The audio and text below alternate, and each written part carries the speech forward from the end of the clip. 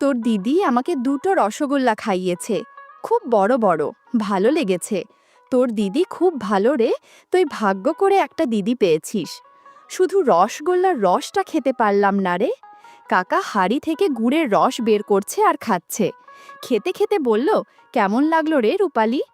দিদি কিছু না বলে কাকার মুখের দিকে চেয়ে কি একটা জানি ইশারা করলো। তারপর কাকা সঙ্গে সঙ্গে উঠে দাঁড়ালো।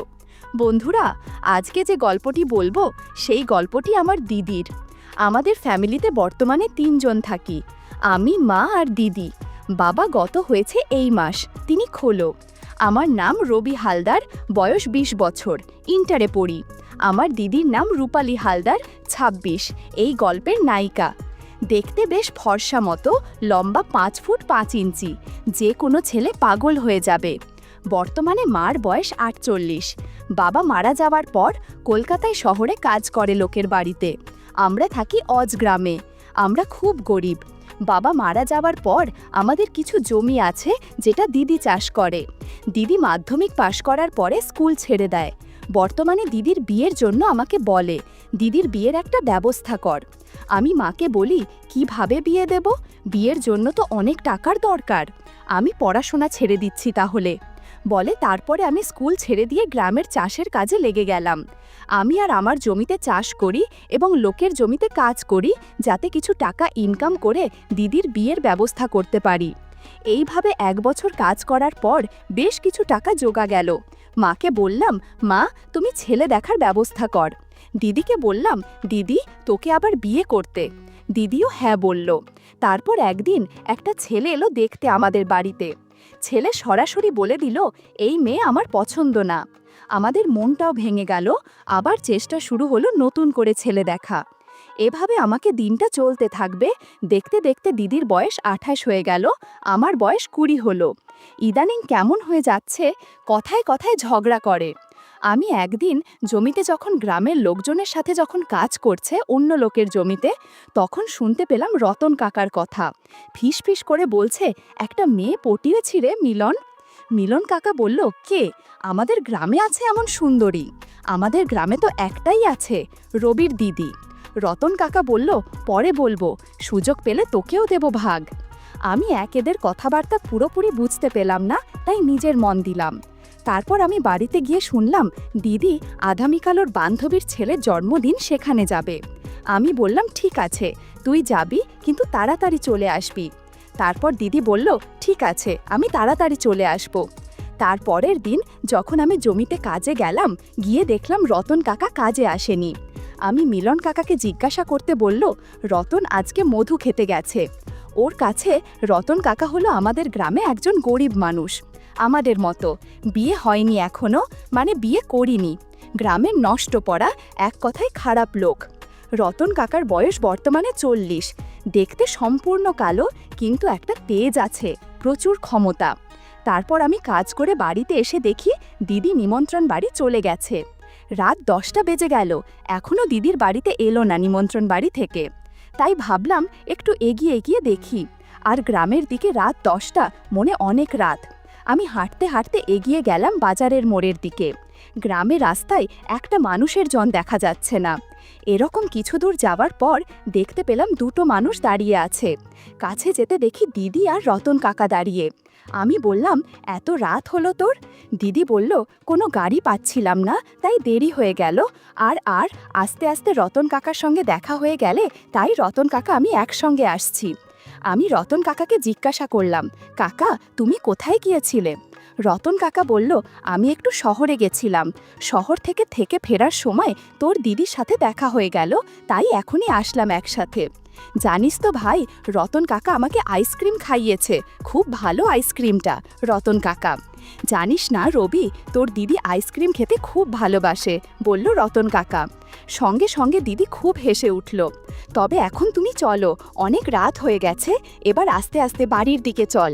রতন কাকা বলল, জানিস রবি, তোর দিদি আমাকে দুটো রসগোল্লা খাইয়েছে, খুব বড় বড় রে, ভালো লেগেছে। তোর দিদি খুব ভালো রে, তুই ভাগ্য করে একটা দিদি পেয়েছিস। শুধু রসগোল্লার রসটা খেতে পারলাম না রে। আমি বললাম, কেন কাকা? তখন রতন কাকা বলল, ওই তাড়াতাড়ি খেতে গিয়ে পড়ে গেছে।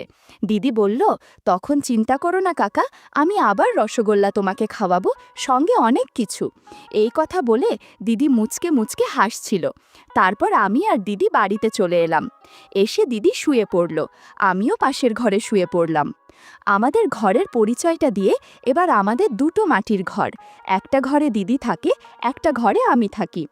আগে মা যদি একসাথে থাকতো, মা যেহেতু শহরে লোকের বাড়ি কাজ করে, তাই সপ্তাহে একবার করে এসে বাড়িতে। সকালে আমি আবার লোকের জমিতে কাজ করতে বেরিয়ে গেলাম। দেখলাম রতন কাকা, মিলন কাকা খুব হাসাহাসি করছে। তারপর আমার কাছে এসে বলল, রবি, একটা কথা বলবো? আমি বললাম, বলে। তোর দিদিকে আর জমিতে কাজে পাঠাস না। আমি বললাম, কেন? তখন কাকা বলল, বড় হয়েছিস, দিদিকে কেন জমিতে পাঠাচ্ছিস?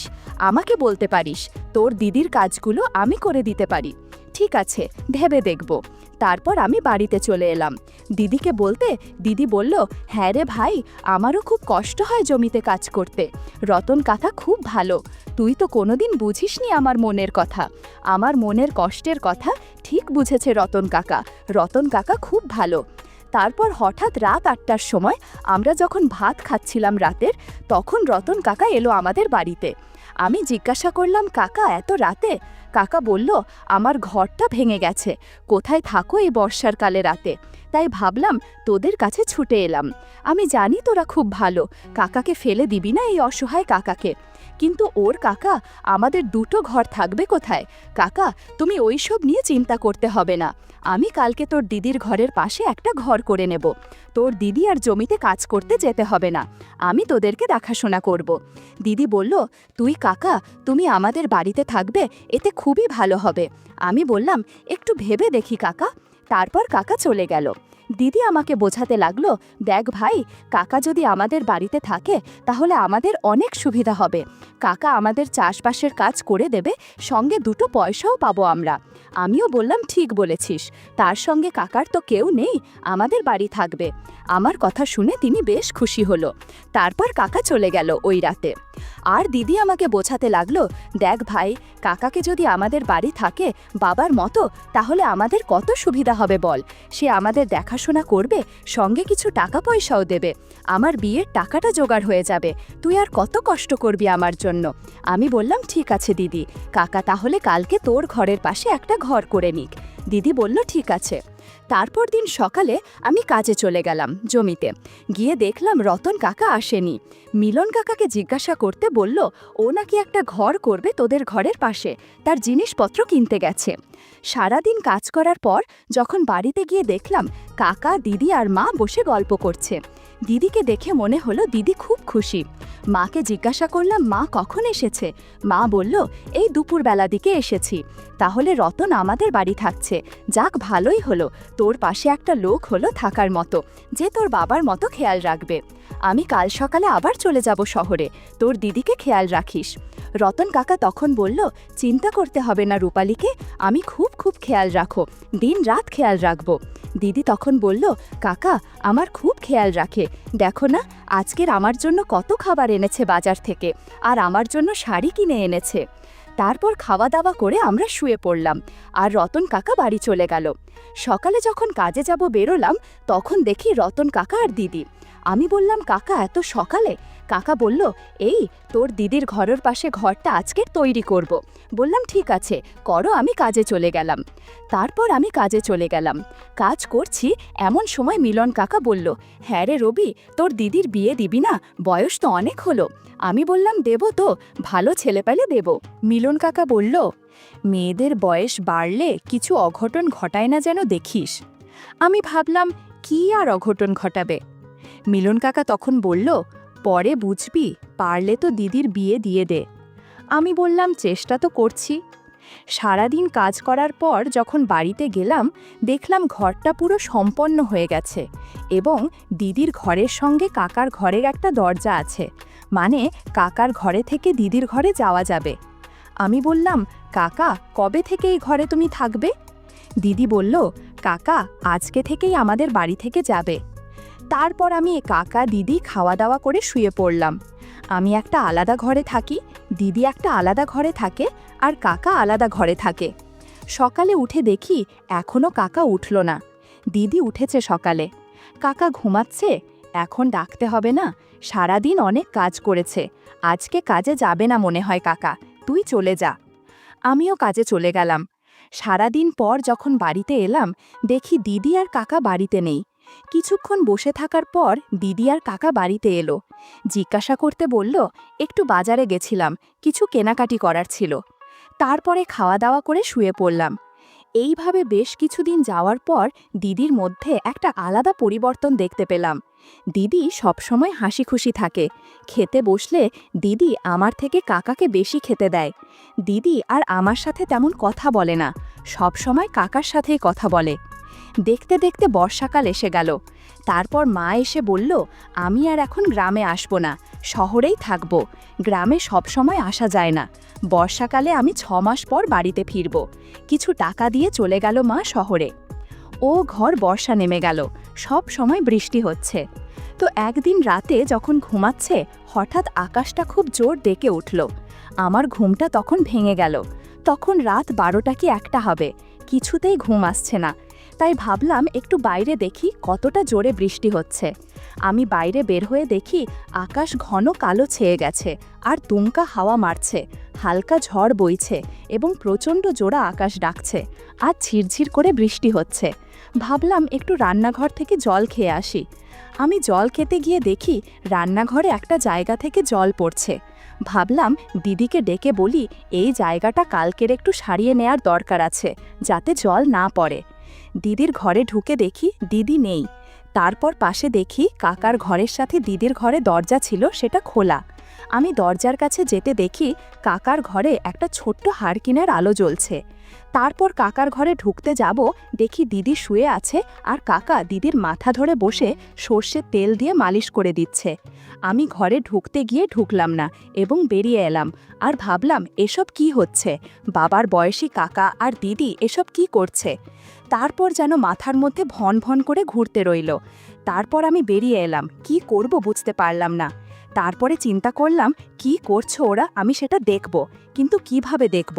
আস্তে আস্তে আমি রান্না করে গেলাম। রান্নাঘরের বেড়ার ফাঁকা থেকে দেখলাম দিদি মুচকি মুচকি হাসছে আর কি বলছে আর কাকা রাগ দেখাচ্ছে। তারপর হঠাৎ দিদি বলে উঠল, কাকা তুমি অনেক দক্ষ কারিগর। তারপর কাকা কি একটা বলল, আমি ঠিক শুনতে পেলাম না। তারপর মনে হলো ওরা কি বলছে শুনতে হবে। তারপরে বাইরে এলাম।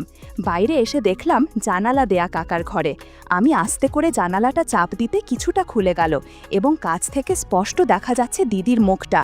কাকা মাথায় তেল মালিশ করছে আর বলছে, এভাবে তোর অনেক ভালো লাগবে। দিদি তখন বলল, কাকা তুমি আছো বলেই আমার কোনো চিন্তা নেই, নিচে গুড়ের রস রাখা আছে, একটু খেয়ে দেখো। আমি দেখলাম কাকা হাঁড়ি থেকে গুড়ের রস বের করছে আর খাচ্ছে। খেতে খেতে বলল, কেমন লাগলো রে রূপালি?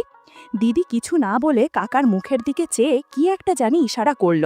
তারপর কাকা সঙ্গে সঙ্গে উঠে দাঁড়ালো। হঠাৎ খুব জোরে বিদ্যুৎ চমকালো। আমি পিছন দিকে তাকিয়ে দেখি খুব জোরে বৃষ্টি এসেছে। ঘরের ভেতরের দৃশ্য আর বাইরের বৃষ্টি দেখে বেশ ভালো লাগলো এবং খুব আনন্দ লাগছে মনে মনে।